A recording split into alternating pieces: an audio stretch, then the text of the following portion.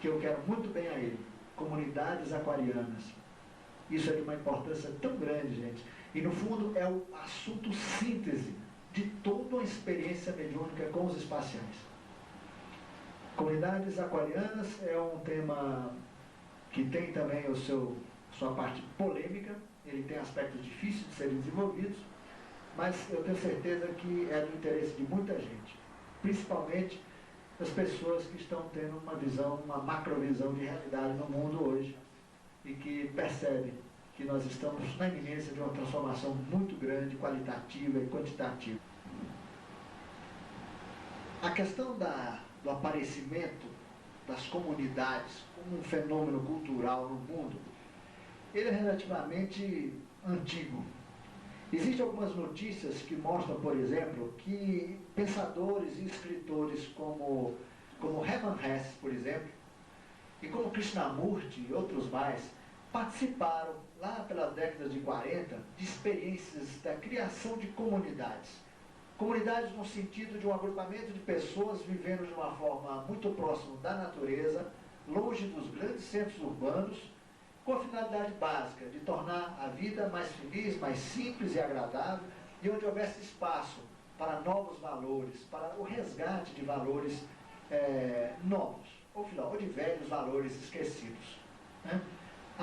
Existem alguns textos e outros pesquisadores que desenvolveram trabalhos nesse campo, mostrando que essa é uma ideia que de alguma forma atravessou a história da humanidade, mas que recentemente, portanto na década de 40, veio tendo alguns resultados concretos. Pessoas têm se organizado para, de alguma forma, se afastar desse grande torvelinho que é a vida moderna, criando um novo sistema de vida, onde seja possível a solidariedade, o amor, o convívio fraterno, o trabalho criativo, uma agricultura orgânica, uma alimentação limpa, inclusive o domínio de tecnologias no campo da saúde, por exemplo, muito mais sadias e realmente de interesse do homem.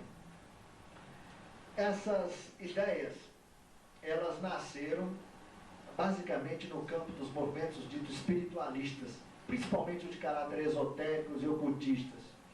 Mas, depois, mais tarde, um pouco, com o advento do chamado movimento hippie, as comunidades começam a ganhar também outras conotações e começam a aparecer comunidades de outro tipo, de outro gênero.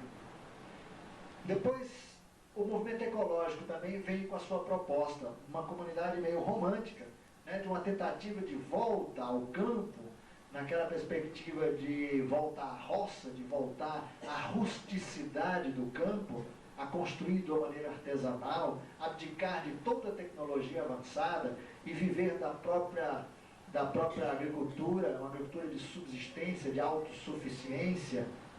Então, todos esses conceitos e esses ideários, seja do universo espiritualista, esotérico, ocultista, seja do movimento hippie, seja do movimento ecológico e também dos movimentos pacifistas, outras linhas também como o movimento esperantista, todos esses tinham as suas propostas de comunidade. Né? E por fim, vem aparecer um outro modelo de comunidade, muito polêmico, que é chamado de comunidades escatológicas. Escatologia é uma disciplina filosófica, científica, que estuda profecias. Né?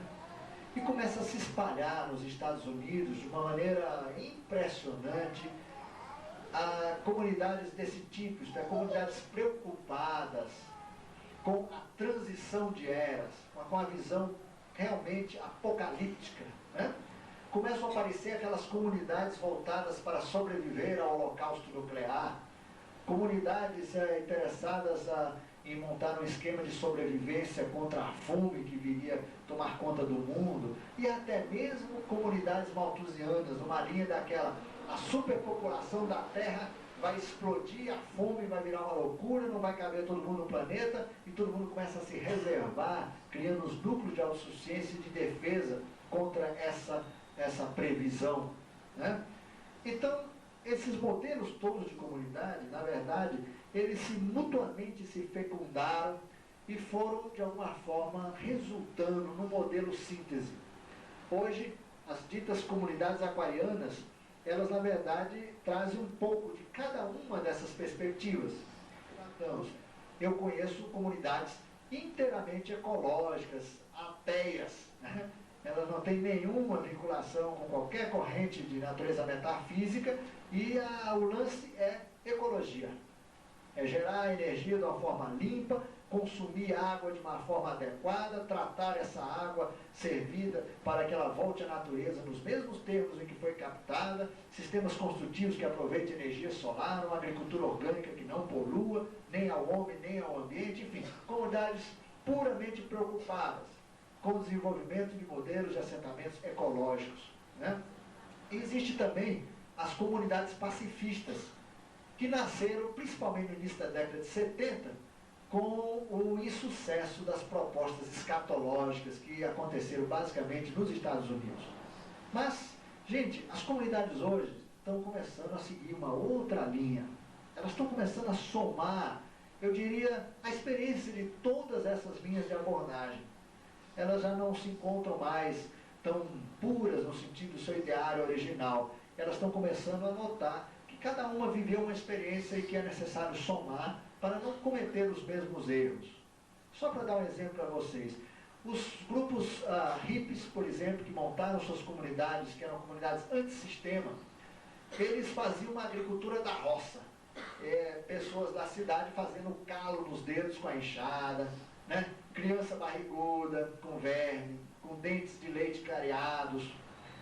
Isso tudo porque havia uma posição relativamente radical de querer encarar a tecnologia convencional disponível na cidade. Eles queriam uma coisa, a volta ao campo, uma agricultura inteiramente rústica, primitiva, para que não existe nenhum compromisso com o sistema.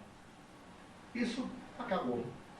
Hoje, as comunidades modernas hoje têm computador, antena parabólica, né? Então é uma loucura, eles estão partindo para um outro esquema. Mas o que eles descobriram? Nós vamos tentar desenvolver com vocês essas linhas de síntese e tentar explicar do ponto de vista da comunicação mediúnica por que esse fenômeno está acontecendo, por que ele é importante e aonde é que ele vai chegar. Ainda dentro de alguns valores que essas comunidades vêm questionando. Por exemplo, com o esfriamento agora da Guerra Fria, as comunidades escatológicas ficaram assim meio no ar, sem saber o que fazer. Os Mormons, por exemplo, nos Estados Unidos, construíram gigantescas instalações subterrâneas nas Montanhas Rochosas, com toda uma infraestrutura para guardar grande quantidade de alimentos, de água potável e até mesmo toda a genealogia da igreja, né?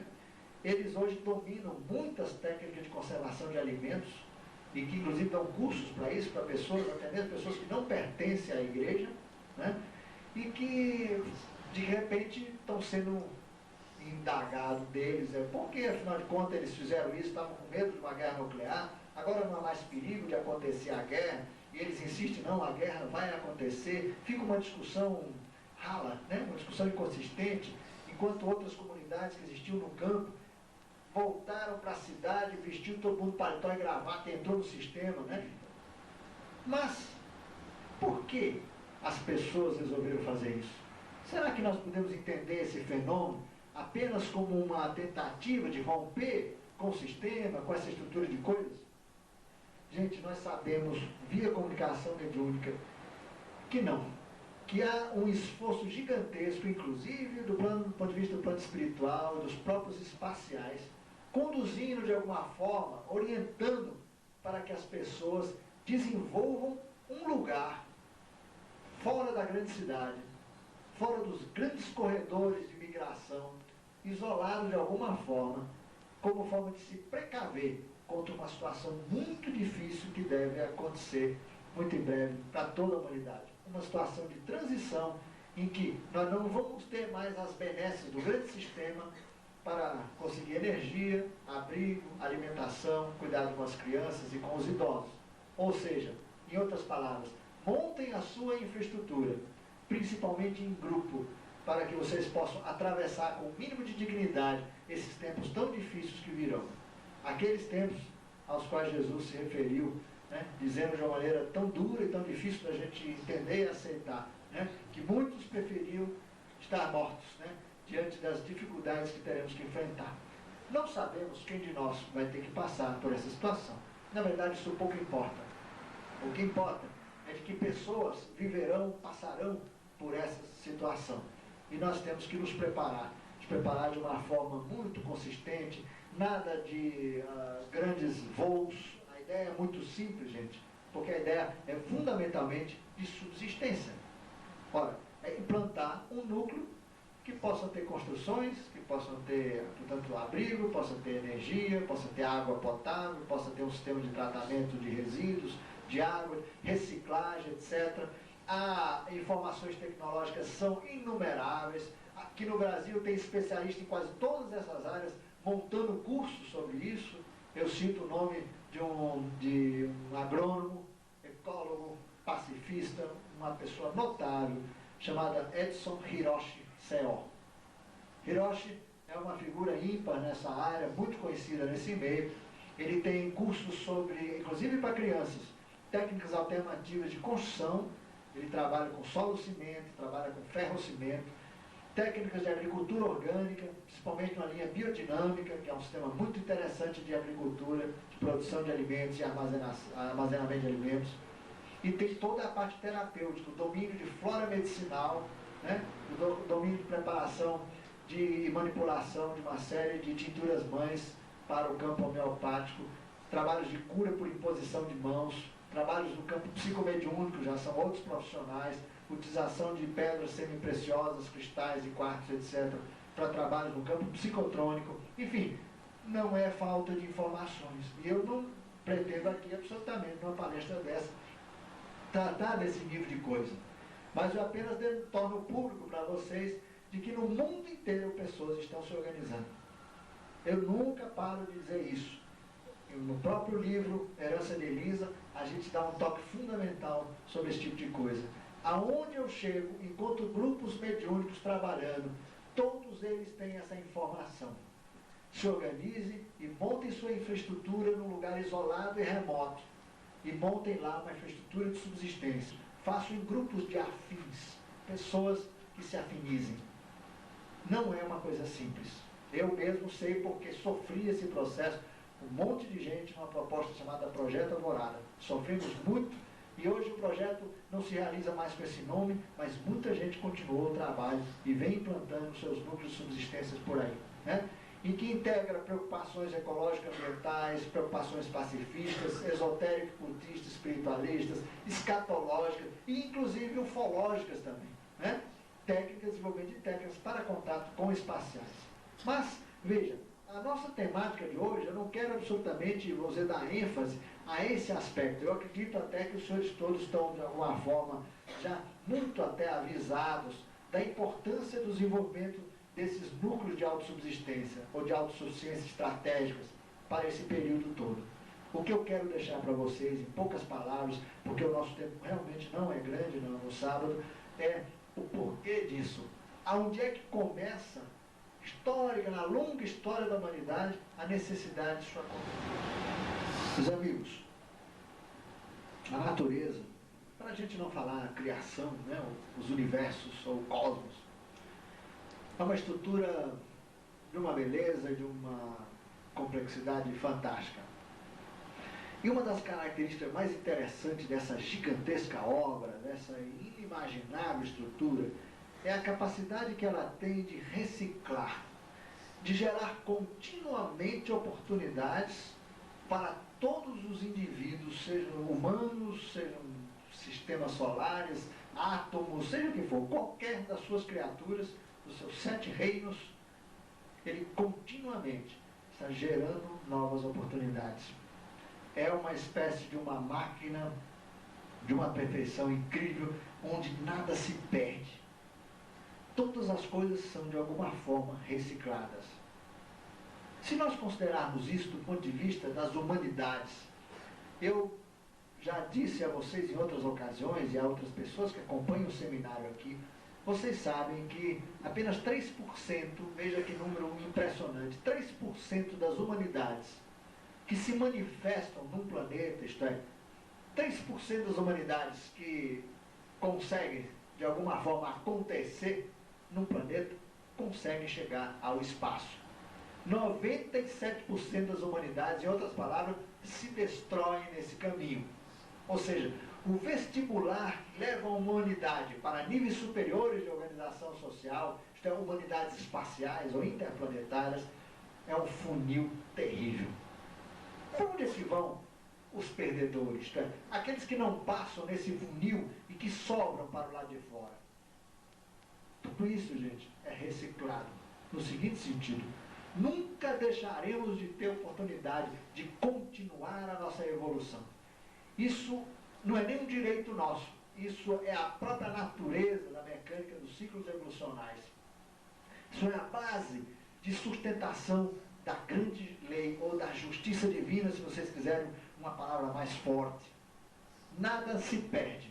Ninguém, uma pessoa, um grupo que seja, perde definitivamente a oportunidade de continuar. Continuar sempre dentro dos melhores padrões para aquele nível de discernimento, para aquele nível de consciência.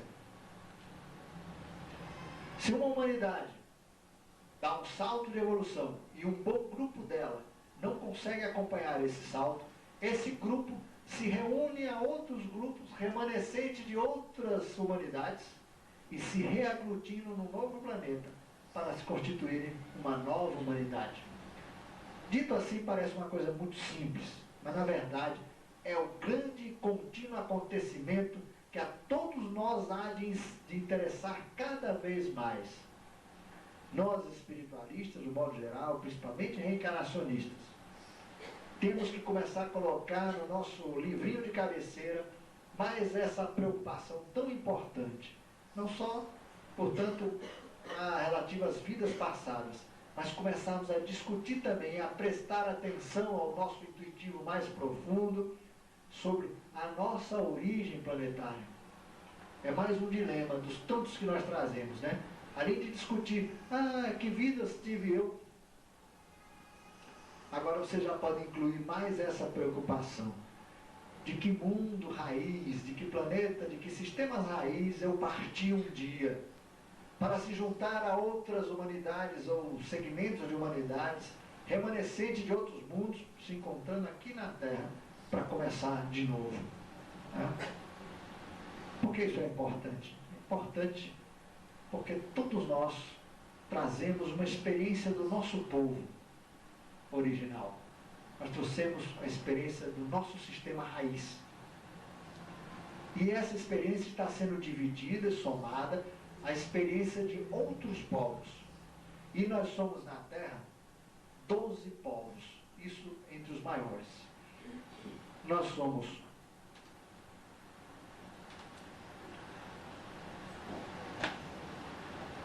11 povos que vieram de fora, dito estrangeiros, mas um povo próprio da Terra, isto é, autóctone, uma humanidade do planeta Terra. Porque todos os planetas, em princípio, trazem a sua própria humanidade. Como um fruto, traz as suas sementes dentro. Quando um planeta consegue se manifestar fisicamente, isto é, como ele acontece fisicamente no sistema solar, depois de um certo tempo, começa o processo de manifestação de uma humanidade própria daquele planeta. Essa raça pura, quer dizer, nascida dentro de um planeta, como se o planeta fosse um ninho, é chamado pelos povos do espaço de estirpe. Estirpe quer dizer um tipo característico de manifestação do reino humano no cosmos. E pelo visto existem, pelo menos segundo comunicações psicomediúnicas, 144 mil estirpes, isto é, o homem, como nós conhecemos, em qualquer lugar do universo, ele está num desses 144 mil tipos característicos. Só que isso são estirpes, portanto, manifestação pura. Se vocês imaginassem que esse planetinha aqui deu um grande salto de evolução e parte da sua humanidade não conseguiu acompanhar esse salto, essa humanidade aqui vai se juntar a outros agrupamentos vindos de outros sistemas, de outros mundos, e vão compor uma nova humanidade. Esse aqui é o sentido de um só rebanho e um só pastor. Né? É o sentido esotérico dessa comunhão de povos de origem diferente para compor um só e novo povo. Esse povo novo já não é mais uma estirpe, ele já é uma mistura de várias estirpes, por isso chamado um povo. Né? Ou como outros preferem chamar, que é um termo teosófico, difícil de entendimento, que é raça. Né? Porque nós tendemos a confundir isso aqui com o conceito científico de raça. Aqui é raça no sentido de um povo, leva, grupo, né?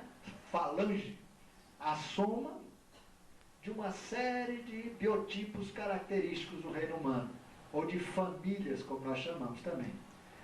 Desse agrupamento, nós vamos ter aqui um novo povo, com todos os progressos genético-biológicos conquistados por esses grupos todos aqui. Nós não vamos ter tempo de tratar, gente, como é que isso é feito, essas reaglutinações. Mas no caso da Terra, nós tivemos histórias maravilhosas, que eu conto na herança de Elisa, inclusive com bastante detalhes, né? A história da Terra toda, como a história de 11 povos estrangeiros somados com o povo próprio da Terra. E a Terra mesma, ela não era desse sistema solar. Né? Quando a Terra foi incorporada ao sistema solar, aqui está o nosso Sol, a Terra vem de fora e é capturada pelo sistema solar. Quando isso aqui aconteceu, ela já veio com a sua humanidade própria. Só que a humanidade que havia se autodizimado, não tinha como renascer, estava completamente destruída, um planeta devastado, sem mar, sem vegetação, sem animais, sem nada. As únicas coisas vivas que existiam lá viviam subterraneamente, que eram os povos intraterrestres próprios dali, que são povos que não se desvinculam de seus planetas raiz, eles são prisioneiros como as plantas e os animais, são prisioneiros de seus planetas raiz, e haviam outras minorias, como os povos dissidentes e outras coisas mais que não vêm ao caso agora. Isso tudo veio junto. E somaram-se a 11 povos que vieram de fora, por sinal de um outro universo. Essa soma é a história da humanidade. Mas para que isso aqui acontecesse e todo esse projeto fosse montado de uma maneira adequada, foi introduzido no sistema solar um estranho planeta, que na verdade já existia no sistema, mas foi colocado de uma maneira diferente. Se nós imaginarmos o Sol seguindo uma grande trajetória, carregando os seus planetas, né, nós vamos ver, na verdade, um movimento assim, né? Um planeta vai seguindo o Sol, ele vai fazendo um movimento desse tipo, não é verdade? Os interplanetários que nos ajudaram nessa experiência de reconstituição da humanidade, eles colocaram no sistema solar um planeta que faz um movimento assim, quase que perpendicular ao plano de rotação dos outros planetas. Esse planetinha monstruoso, gigantesco, que Nostradamus chama de a besta, ele tem um nome entre os espaciais, Doton, que quer dizer mais ou menos relógio ou marca-passo, aquele que marca os dias, e é chamado também o rei dos abismos siderais, isto é, aquele que provém ou que vem ou que domina a escuridão mais remota. Por quê? Porque veja como é que ele está em relação ao sistema solar. No acompanhamento da trajetória do Sol, ele passa a ter um movimento desse tipo.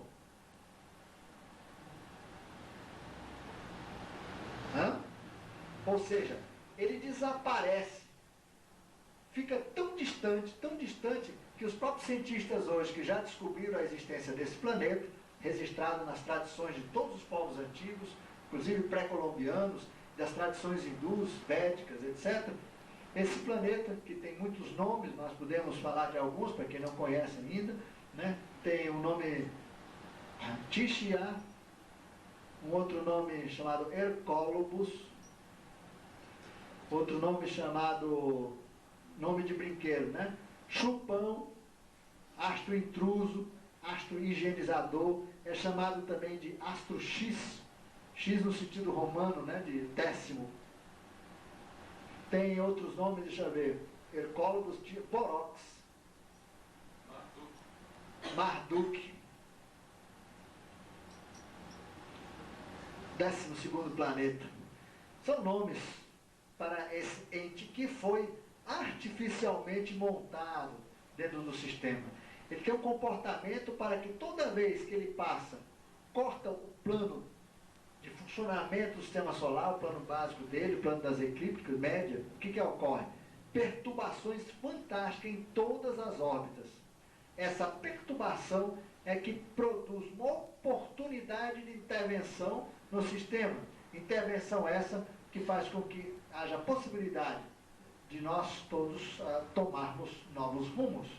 Muitos de nós vamos deixar a Terra, outros vão vir para cá, outros vão permanecer aqui. Enfim, esse momento de juízo, esse momento de uma reciclagem, de uma avaliação de situação, só pode ocorrer quando o sistema solar inteiro passa por esse momento de desequilíbrio.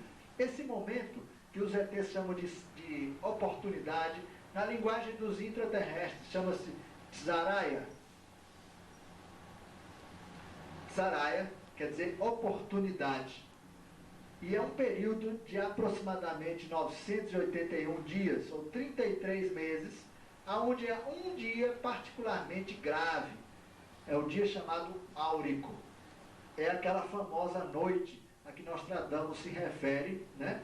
Quando as potências do céu se abalarão e as estrelas cairão do céu.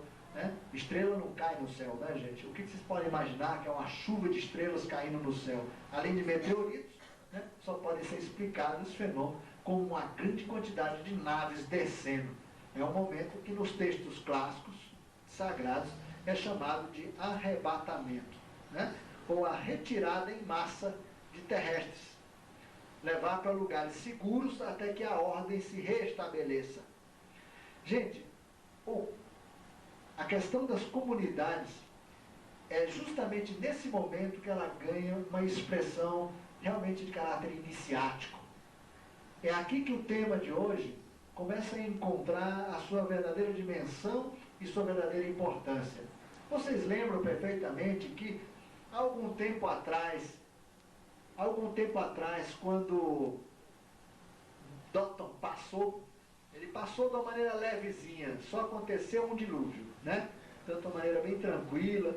Mas veja, os espaciais avisaram algumas pessoas, se precavejam. Para um eles construam um navio, né? Na verdade uma espécie de um submarino, né? Flutuante, porque muitas coisas acontecerão de grave. Doton foi o grande causador de muitos cataclismos na Terra, cataclismos esses que são básicos para os processos de higienização planetária. Não se trata, gente, de nenhuma vingança divina. Não é Deus que saca a sua espada e de uma maneira cega sai atirando para todo lado num alto de revolta contra a humanidade. Não é nada disso. Embora Tishia, essa figura aqui, que se pode encontrar informações sobre elas lá pelas bandas do norte da Índia, no Nepal e no como é que chama lá o lugar? Aquele paísinho bem pequenininho, Butão, né? Onde existem alguns mosteiros ligados a essa estranha figura que é Tixia, que quer dizer o executador da terra. É representado por uma mulher vestida de vestes brancas e longas, vendada, com os olhos, portanto, cobertos, e uma arma em cada mão, no sentido de que ela ceifa com a esquerda ou com a direita e não quer absolutamente, não faz distinção entre quem deve ou não ser ceifado, né? Esse é o simbolismo por trás de Tixia. Porque essa palavra saraya, que quer dizer oportunidade de intervenção, também quer dizer uma outra coisa muito sutil, interessantíssima, que eu já divulguei até no meu boletim. É o sentido de ocultamento, isto é, uma oportunidade também para ocultar algumas coisas. O sentido disso é muito delicado. Será que algumas coisas vão acontecer e que não podem ser reveladas ao homem ainda? Eu desconfio que sim. Quer dizer, aspectos da intervenção dos interplanetários nesse momento de transição serão ocultados da humanidade por absoluta falta nossa de condições para ver isso às claras. Quer dizer, há muitos segredos ainda para a humanidade conquistar e ter condições de saber, né? Muitas coisas permanecerão ocultas para nós ainda. O fato é que antes desse dia em que eles dizem as potências do céu serão abaladas, e os espaciais falam, haverão alguns dias que nós vamos ter dias em que não poderemos navegar os céus, eles estarão fechados, os portais se fecharão. Por quê? Porque os meridianos, que são fundamentais para a navegação avançada deles, esses meridianos se desgovernarão. Vocês podem fazer uma imagem simples disso. Vocês olham num lago de água muito serena o rosto de vocês. Se você balança a água, o rosto não aparece. A água tem que ficar serena para você ter uma imagem espelhada do seu rosto. Da mesma forma, gente, qualquer perturbação no sistema solar e toda a fantástica rede de meridianos, que são linhas de força que saem do Sol, dos planetas, etc., essas linhas de força são as linhas que apoiam a navegação espacial. A navegação, portanto, os UFOs, o sistema de navegação dele depende da integridade dessas linhas de meridianos. Ora, se o sistema sofre uma convulsão e vai se ajustar às poderosas forças decorrentes da aproximação dessa massa gigantesca representada por Dotton, essas linhas se desgovernam, as naves não poderão circular ou erradas, ou estarão no espaço, em lugares longes, né?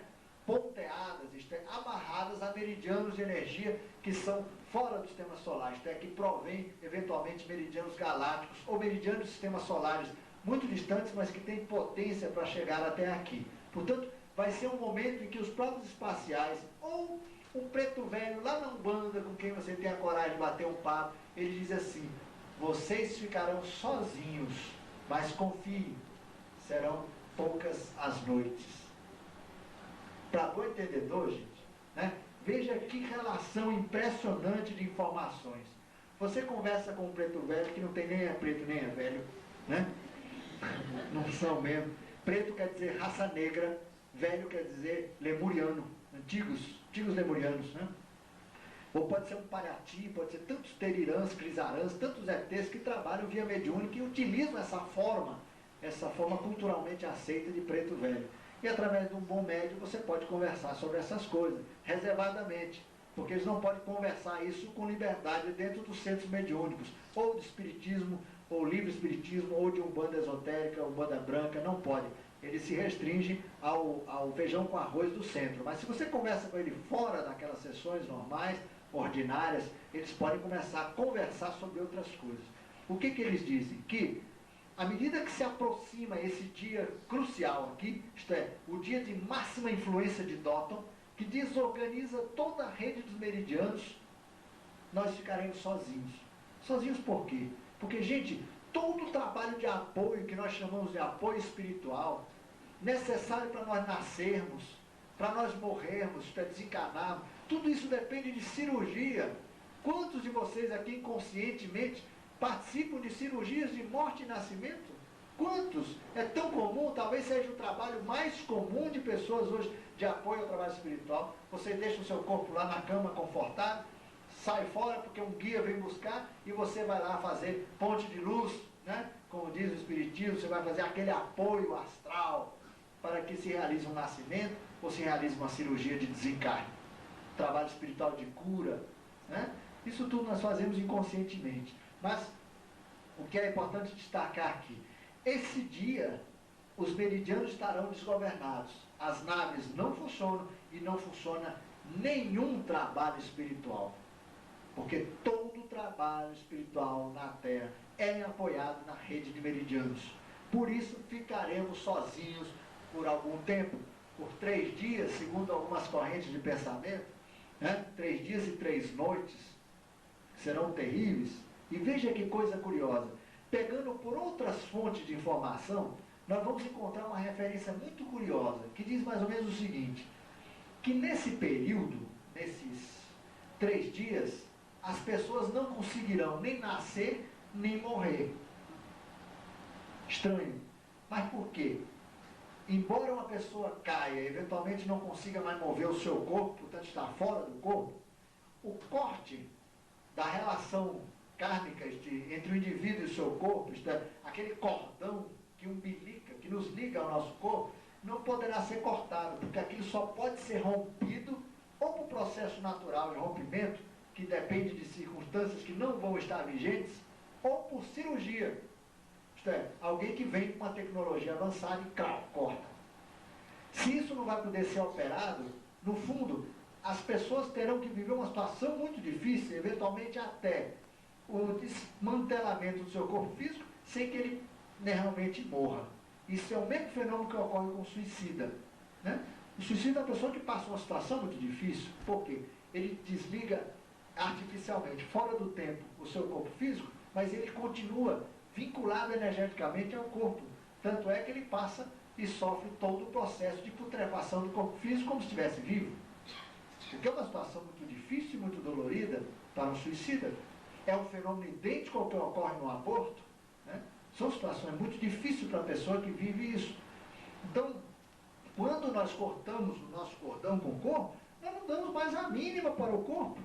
Tem pessoas que assistem de camarote o desastre de carro em que ele desencarna. Então veja que a situação, tanto que se verifica no aborto quanto numa condição do suicida, é uma situação que vai se verificar nesse momento de ruptura tão grave aqui. É um dia muito sério, dia áurico, porque os ETs não veem isso aqui de um ponto de vista catastrófico, mas veem como o começo de uma nova era, efetivamente. Quando se fala um novo céu e uma nova terra, significa também toda uma nova estrutura de redes de meridiano. Imediatamente, intraterrestres, que vão estar aqui na Terra, começam com seus equipamentos avançadíssimos a mapear a nova rede de meridianos para construir em cima dela o que nós chamamos de rotas de navegação.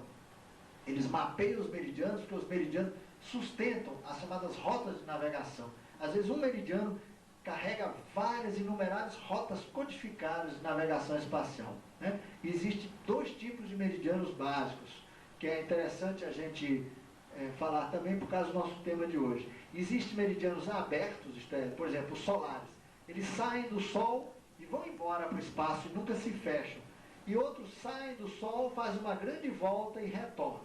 Esses meridianos chamados fechados, ou meridianos de acesso, é um tipo.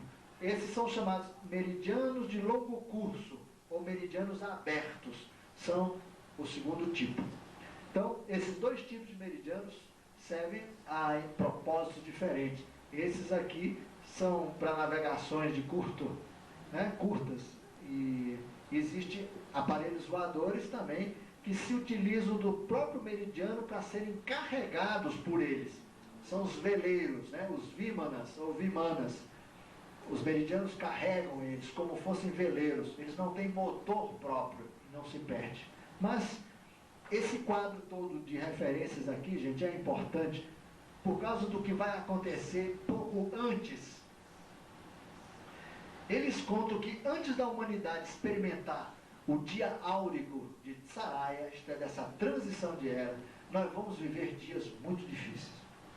Dias em que o sistema todo se desorganiza, nós não vamos ter mais dinheiro, contra-cheque, fila de NPS, hospital, médico, não vamos ter mais nada de estrutura, transporte, gasolina, energia, nada disso que nos permite uma vida organizada, suprindo nossas necessidades básicas de subsistência física, né? Não estaremos um mínimo de organização, de coletivo, de coisa nenhuma. É para esse período, assim como Noé foi avisado, os espaciais hoje avisam, sejam precavidos, monte uma estrutura para que vocês possam viver esse período aqui, que antecede o dia áurico, né, com um mínimo de dignidade. Né? Um mínimo de dignidade significa abrigo, alimento, segurança, conforto, calor. Né? E falam que serão dias difíceis pelas mais diversas razões. Não só porque todo o sistema estará desgovernado, mas porque nós teremos aqui toda uma série de complicadores decorrentes da próprios descaminhos da humanidade. Eles dizem que antes disso nós teremos eventualmente escaramuças ou até mesmo uma guerra nuclear. Chegaremos a ter níveis de fome bárbaros. Teremos tantas situações climáticas adversas que as grandes cidades não receberão alimentos. Haverá uma desorganização do sistema de abastecimento. Então, todas são situações que são ditas para os senhores, não com finalidade, nunca foi com finalidade de assustar ninguém.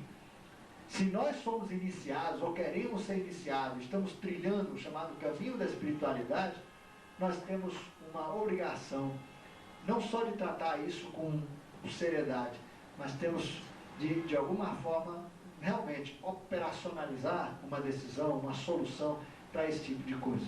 Porque a nossa obrigação é subsistir. Nós temos que atravessar.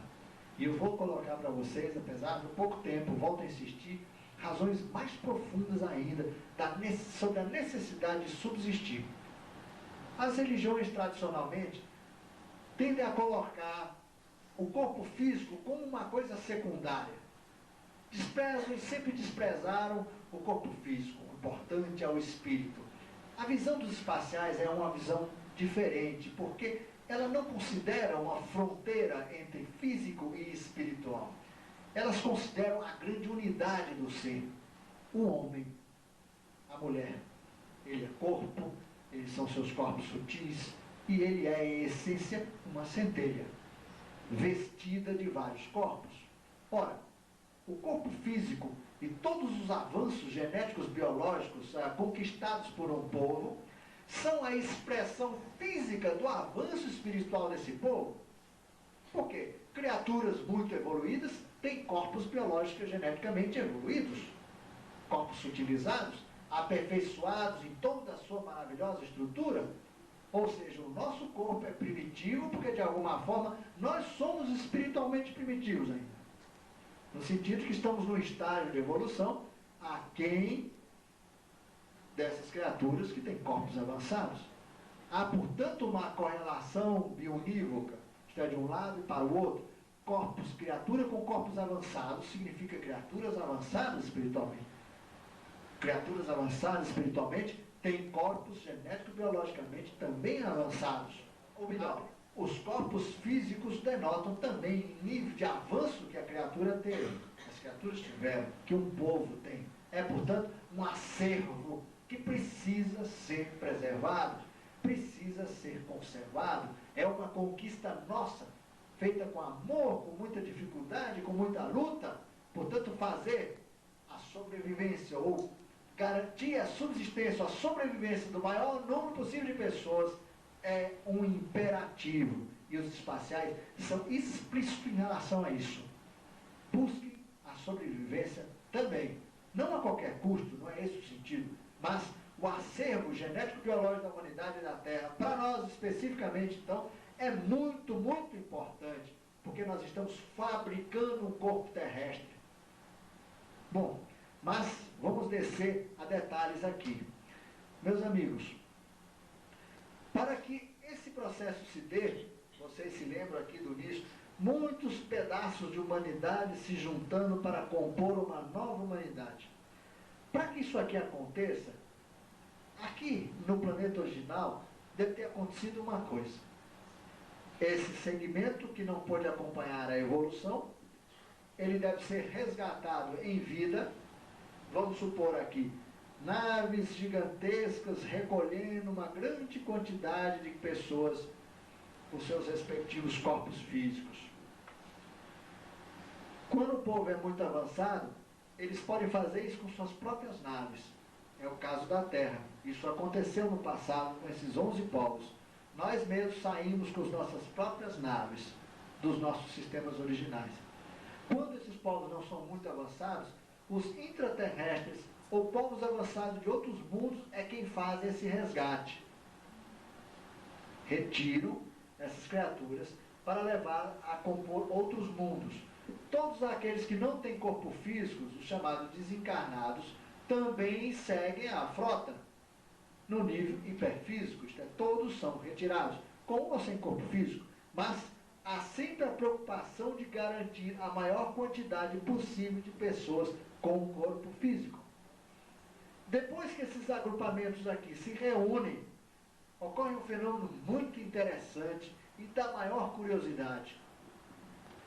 Esse grupo, aqui estão representados vários deles, eles constroem um novo planeta, ou em bases que orbitam esses planetas novos, eles constroem locais onde eles guardam os corpos originais desses povos. Isto é, guardam o acervo genético-biológico conquistado nessa experiência anterior. E começam a desenvolver nesse planeta uma nova raça própria, característica desse planeta. Inclusive, utilizando por empréstimos outros povos que fazem esse trabalho de empréstimo, uma espécie de um banco de dados, né? Um banco genético-biológico. Tudo isso muito esquisito, né? Mas, gente, isso é uma realidade impressionante e que a própria ficção científica já antecipou em muitas histórias de ficção. Esses povos são chamados jardineiros do universo, ou também fecundadores cósmicos. São criaturas que emprestam seus corpos físicos para, através dele, nascerem outras humanidades em planetas específicos, para começar uma nova raça. Depois que já há uma certa população aqui, na primeira oportunidade, esses corpos originais guardados, ou em órbita, ou em regiões subterrâneas, são reativados para, acasalando-se com os corpos gerados no planeta, vão somar o acervo trazido do outro planeta àquele que foi conquistado aqui, criando, portanto, uma nova raça, que guarda os progressos da origem, juntados, então, com os progressos desse planeta mãe adotivo.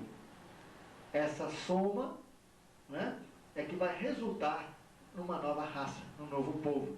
A experiência da Terra não poderia ser diferente. Se alguém percebeu, né, pode deduzir com facilidade.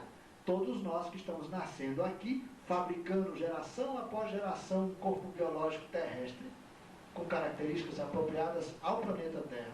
Seguindo o padrão básico do reino humano, nós todos temos um corpo original que nos serviu para esse tempo de vinda para cá. Onde é que está o nosso corpo original? Conforme eu disse, está guardado ou em bases orbitais ou em regiões subterrâneas da própria Terra.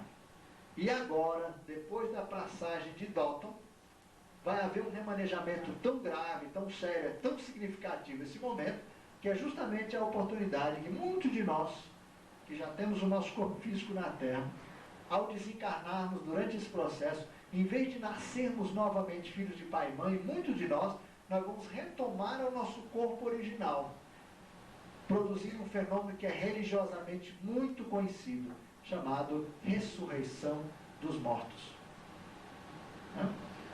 Essa é a explicação esotérica da ressurreição dos mortos. Isto é, voltamos aos nossos corpos originais, àqueles que nos serviram para virmos até a Terra.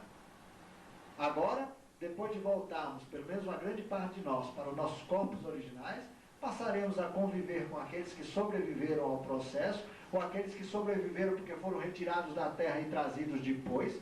Essa soma vai resultar numa nova raça, a chamada raça dourada, a nova raça da Terra, ou, enfim, um só rebanho e um só pastor.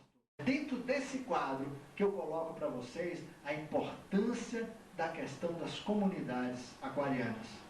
Aquarianas porque elas são pensadas e devem ser resolvidas tecnicamente, administrativamente, em função desse quadro de considerações. Não é uma questão ecológica, não é uma questão puramente espiritualista ou esotérica ou ocultista, não é uma questão puramente pacifista, não é escatológica, não é nada disso. É um pouco mais de tudo isso. É uma síntese dinâmica e que transcende a simples soma dessas considerações todas. São comunidades células de um novo tempo, porque elas existindo vão permitir não só a subsistência de muita gente que vai ter que viver aqui na Terra esse doloroso processo, vai servir de base para trabalhos de arrebatamento, porque da mesma forma como no passado, peixes cheios de olhos engoliram aldeias para depois vomitá-las, da mesma forma hoje, nós temos uma gigantesca frota, chamada Frota Alfa-Ômega, que é uma frota não confederada, para quem entende um pouco disso. Frota Alfa-Ômega é a frota do arrebatamento. Esse é o grupo de criaturas que dizem que estamos preparados para, em poucos minutos, né, há expressões do tipo 1/4 de hora, né, 1/4 de hora é tempo pouco para danar, para recolher milhões e milhões de pessoas no mundo inteiro e levar para abrigos, para lugares seguros, até que tudo se acalme e essas pessoas serão vomitadas de novo. Isto é, voltarão à Terra para recomeçar. Aí, em bases muito mais avançadas, porque a tecnologia nossa original estará disponível, porque seremos pessoas com um nível de avanço concessional capaz de utilizar isso de uma forma adequada.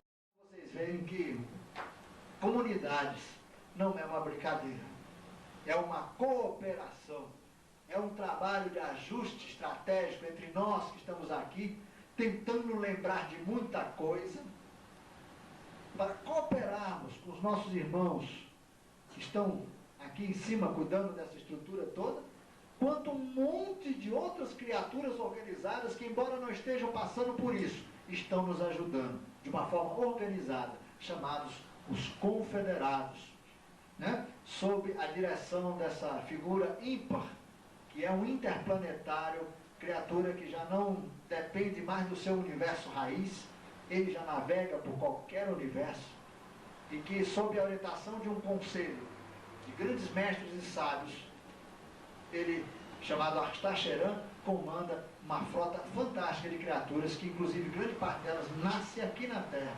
filhos de pai e mãe, com todas as limitações que nós temos para nos ajudar. Essa é a perspectiva que a gente gosta de tratar do tema comunidades aquarianas, como, portanto, um instrumento de evolução espiritual, um instrumento para preservar as nossas conquistas genético-biológicas, pessoas, indivíduos vivos e sadios, uma vida harmonizada, uma vida feliz, para que a gente possa viver com dignidade um processo tão difícil, tão doloroso, mas tão importante para a nossa história. Um momento de avaliação, um momento em que as coisas serão colocadas, os pingos nos is, né?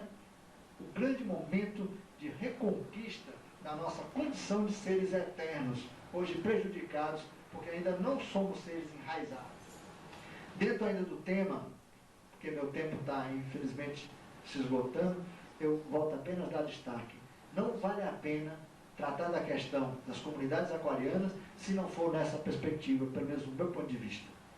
Ou nós consideramos isso um fato grave, uma notícia importante, uma revelação significativa para todos nós, ou, de alguma forma, só vale a pena se dedicar a isso por interesses de ordem, vamos dizer assim, inteiramente pessoais. O que eu não vejo nada de mal, claro. Tem pessoas que, pacifistas, ecológicos, etc., que querem fazer suas comunidades, que façam.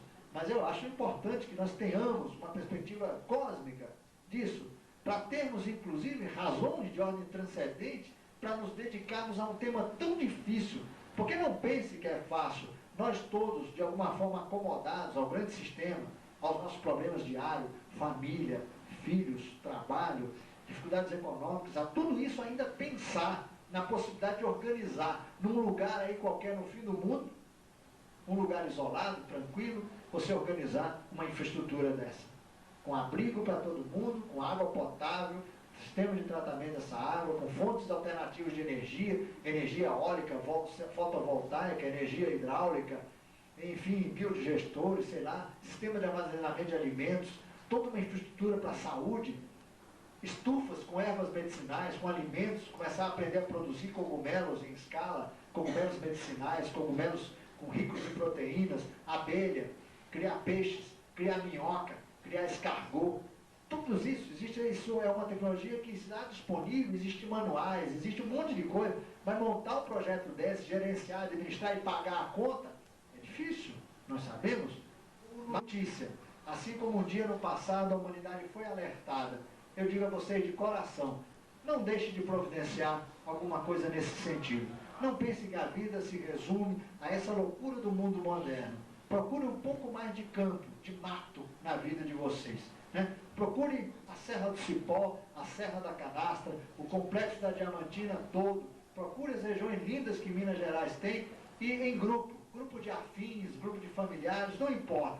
Monte lá o seu sítio, né? A sua infraestrutura, crie lá condições para que, se as situações apertarem, vocês tenham para onde ir e possam, de alguma forma, assim, ajudar a cooperar de maneira consciente, equilibrada, digna, tranquila, com todo esse grande acontecimento que, de alguma forma, marca definitivamente a reentrada da humanidade num ciclo evolutivo muito bonito, muito feliz, porque nós estaremos resgatando a nossa memória perdida. Voltaremos a ser povos avançados, povos interplanetários, com naves, com tudo que nós temos direito, e com possibilidades, inclusive, de termos perfeita consciência, né?